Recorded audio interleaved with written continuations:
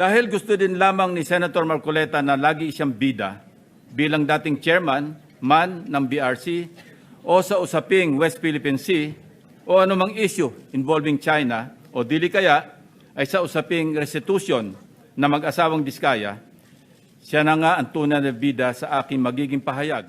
Anya, ang natanggap ng kanyang opisina ay isang PDF file or document na may watermark ng bawat opisina na nakatanggap nito na wala man lang daw pirma ng chairman ng komite. Natural, walang pirma dahil advance copies lang naman ang pinadala namin sa opisina ng lahat ng members.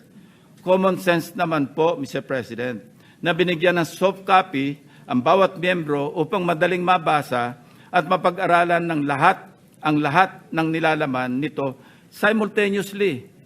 Ang ating inisyatibo upang pabilisin ang tamang proseso ay talagang masama pa rin sa paningin ni Senator Marcoleta. Sangkatutak na ang mga pahayag ni Senator Marcoleta na napakalinaw na hindi pumapabor sa ating pambansang interes.